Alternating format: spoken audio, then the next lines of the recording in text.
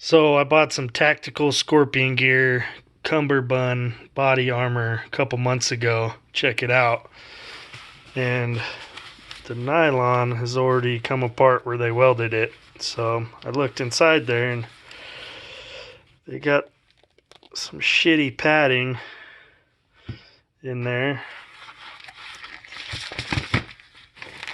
You can see it's just like some foam, you know, with some layers of Kevlar or whatever that is that they use.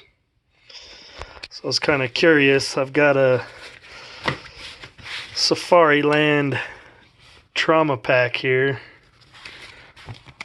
that also has a hole in it because it's years old. So I looked inside of that and it's all Kevlar, and it's got many more layers, you know, and this is just supposed to be a trauma pack. This is supposed to be a plate or a cumberbund plate, whatever. But I'd almost feel more confident using this instead of this standalone. I know this is supposed to be used in conjunction with cumberbund or in your trauma pad pocket on your chest or whatever, but I might just double them up.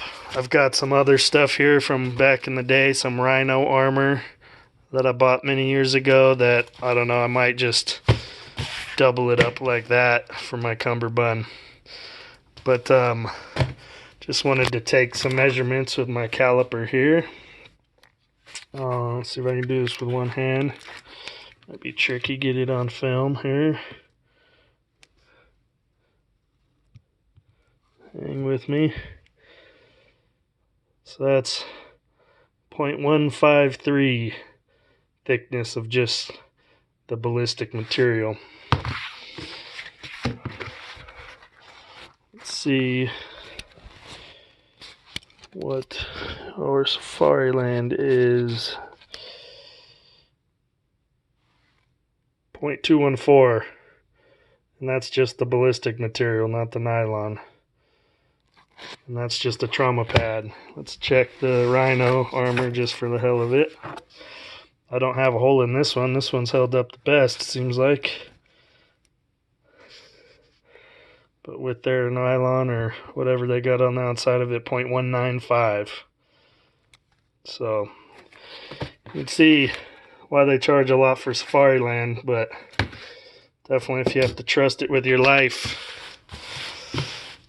out of the three, I'd definitely pick the Safariland, even though that's just a trauma pad.